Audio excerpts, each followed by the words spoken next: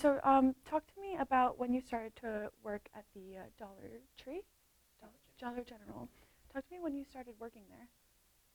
I started working there in 2020, I believe, after I left Florida. Mm-hmm. And I was working there for 2 years before the incident, just working shelves and cash register. Mm-hmm. And then talk to me about the day that the incident happened. What made you step in, and did you know that there was something going on? I was just working the shelves until I heard my assistant manager start cussing and yelling, and that's when I walked to the back and she was in a confrontation with a customer, I assumed at the time. He was being aggressive and she was telling him to leave, and I didn't know what was really going on. And I was just watching him from close range in case something happened, because it was really aggressive. And he finally started to leave, but he never actually went out the doors, and that's when he turned back around and went after another customer. And she cried out, and then I just jumped into action. Were you at all scared or nervous, or did you feel like that was, you had to do something? Not really nervous or scared, just like I need to stop him. Yeah. Did you see that he had a weapon on him? No. Wow. So then once you stopped him, that's when you saw that he had a weapon on? No. It was like maybe a minute after we started to fight. He grabbed me into a bear hug, and as he had me in a bear hug, he told me, "I have something for you since you want to be nosy." And that's when I managed to turn my head and look behind my back and saw that he was unfolding a knife. I can't even imagine that position you must have been in.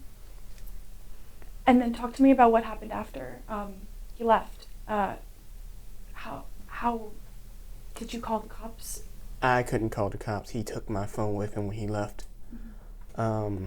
I was focused on trying to breathe because I knew he punctured one of my lungs. How were you able to get out of that situation? He decided to give up and just stop what he was doing. Were you ever fearful of your life at that moment? A little bit, yes. And so then what happened when you finally were able to go to the hospital and your injuries were able to be treated? What did you think then? I was pretty much in and out. They had me on some strong pain medicine, so I really wasn't thinking of anything. Mm-hmm. And when you look back on that day now, what feelings arise for you? Nothing.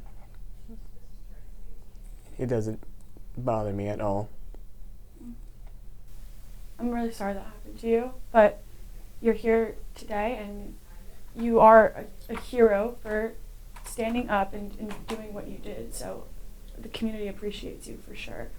And Shawnee, I want to turn my attention to you for a second. Talk to me about when you heard that this happened to your son, what was your reaction like, and what did you feel in that moment? I went through a million different feelings in that moment. My son had the presence of mind when he told the cops when they needed his emergency contact.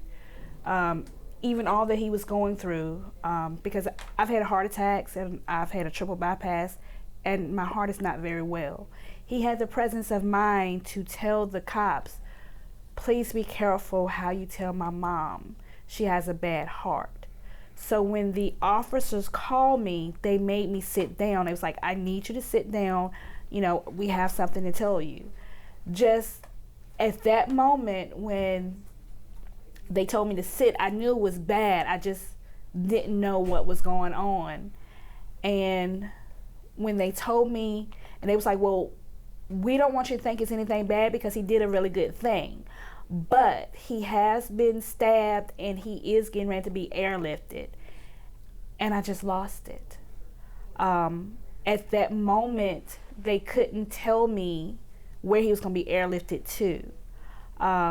So my baby boy worked at Lowe's. And I called him and I told him, get to the helipad, because I wanted Caleb to know that he was not alone and that I was coming. I just needed to know where to go to. So my baby boy got there and saw him off, and he was like, Mama, it was the Lynchburg helicopter. So I'm heading up 29 because I think that's where I'm going. I think, that's where they're going to take him. But I didn't know the victim safety protocol.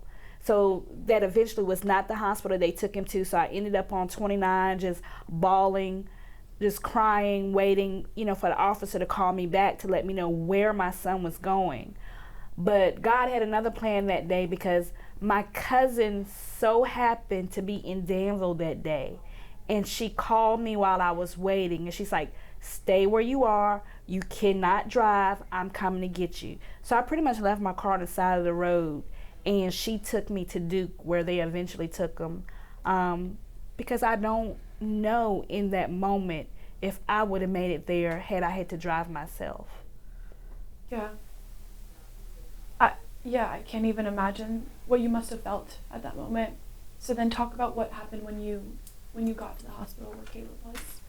When I got to the hospital, they have so many safety protocols and everything.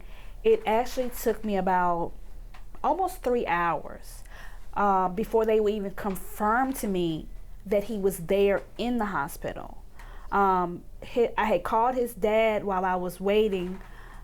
His dad was in Florida. He lives in Florida. That's where he was stationed at. He got to Raleigh-Durham by the time they even confirmed to me that he was there at Duke Hospital. And when I finally got to him, the first thing he said to me is, Mama, pray. And I just went into prayer. Mm-hmm.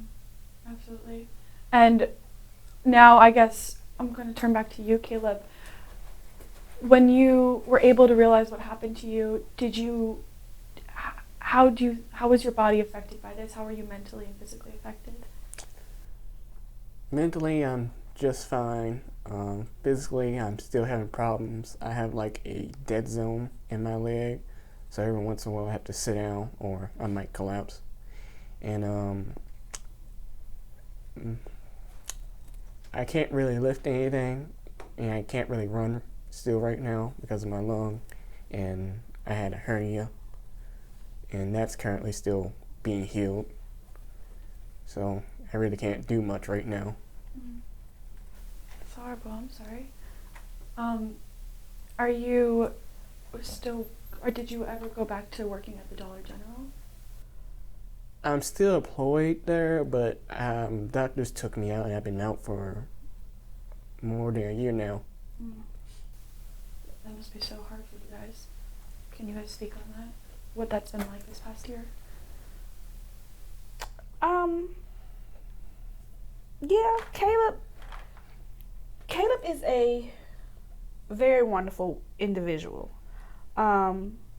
He doesn't like to burden me. So he will not come to me or ask me for things that he wants or needs because he doesn't want to feel like he's a burden. But I've been paying his bills as well as mine because he hasn't been receiving any compensation from work. So I've been taking care of whatever he needs, this whole time. And I'll continue to, to do so as long as I'm able. Yeah, absolutely. You haven't received any compensation from the Dollar General? Not since August of last year. It's horrible. And so I guess talk about how you've been able to support, these medical bills, and then also I believe you were gonna start a GoFundMe. That's correct? Yes. So Dollar General has been taking care of his medical bills, but the to and fro and all the time that I've missed off work, and then with him being a young man, and he had made bills of his own, things that he's bought. I'm very proud of Caleb. He owns 3 cars because he's worked hard in trying to get the things that he wants. So I've been paying his car insurance, and then he had some other little bills. And I think we've got those paid off now because I paid on them until we got them paid off. But I try to keep a little money in his pocket, try to keep gas in his car. It's just the little things like that. Like, I feel like that he's stuck at home because he won't really leave home because he doesn't want to use the gas in his car because he doesn't want to ask me for more money. And I feel like that maybe he's becoming depressed because it's like he's stuck at home all the time when he does not have to be. Like, for peace of mind, I will spend that extra $20 so that you could just go over town and just maybe see some of your friends, or just you still have a life to live. And I just feel like he's just stuck in the house. Mm-hmm. Caleb, do you feel that way as well? Not really. I mean, I don't want to go out and just spend money because I ain't got none really right now. Yeah, I understand. I guess talk about what you want people to know about this experience that you guys went through, and that's not something a lot of people would do, is go and intervene in that situation. I think people can learn a lot of things from you in that situation and what you've been through. So what would you want people to know?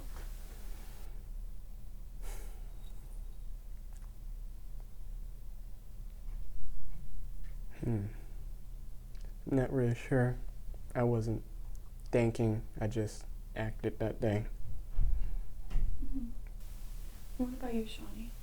What would you want people to know? Take away with? If you see something, say something. If you're able, then do something. I hope that no one ever has to go through what my sons had to go through. But sometimes just yelling or throwing something could turn the person's attention just for that split second that the other person needs to get away. If you see something happen, then you've got to speak up and say something, because just a little minute, tiny detail could be everything that they need to solve the case. You really don't know what information you have if you don't speak on what you saw. Yeah, absolutely. And the man who did this to you, he, I believe, was just convicted. And do you guys feel a sense of relief now that this kind of process is over in the judicial system? I'm relieved that it's all over and that we don't have to focus on that aspect anymore. We can just focus on getting him better and getting him healed, because he really wants to go back to work and start living life again. So now we can just fully focus on his health. Mm-hmm. What about you, Caleb? It really didn't matter to me. I was going to be fine regardless of how many years he got. Yeah, I understand that. And is there anything that I didn't ask that either of you would like our viewers and people to know about your story? Make sure you don't get hurt on one of your parents' birthdays. It was his dad's birthday. That must have been so tough. And it seems like you always put people before yourself, even when He does. Even when that happened, you said, "My mom, doesn't have a good heart. Please sit her down before you tell her this information." Have you always been like that? Yes.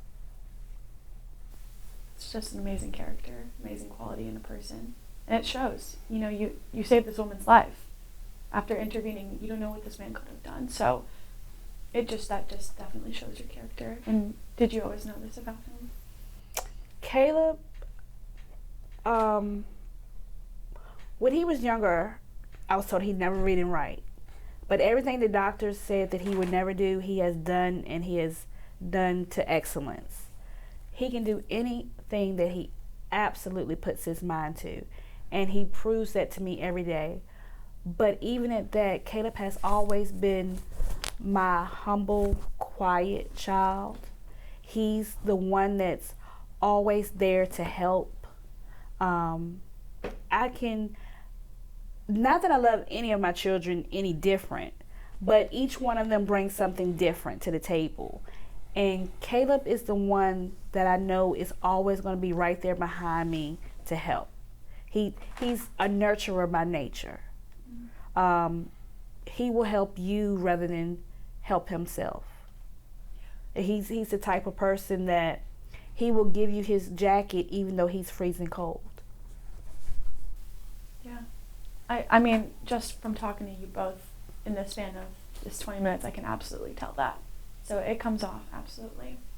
I want to go back to what you said about when the doctor said that he would be able to read or write. Where does that come from? Caleb has high-functioning Asperger's. When I say Asperger's, a lot of people don't know what that is, but he's on the autistic spectrum. So we've had some difficulties, in his younger years, but like I said, he's persevered through all of that. He's doing and done everything that I was told he couldn't do. Wow, you must be so proud. I am extremely proud. He makes me proud every day. Every day. What does that feel like when you know that your mom is just so proud of you and loves you so much? Glad and happy. But he's done it all through his own merits, his own self-determination. I mean, I'm there to catch him every time he falls, but I did a lot of reading, I did a lot of research on his condition, and I've never tried to cripple him. I've always let him go out and I'll catch him if he falls. And everything that he's accomplished, he's done himself. I didn't hold his hand, I didn't give it to him. He earned it and done it himself. So that makes me even more proud. Absolutely. Is that true for you as well, Caleb? Yes. That's amazing. You guys really are just such an inspiration to me and to everybody else. So I thank you so much for sharing your stories with me.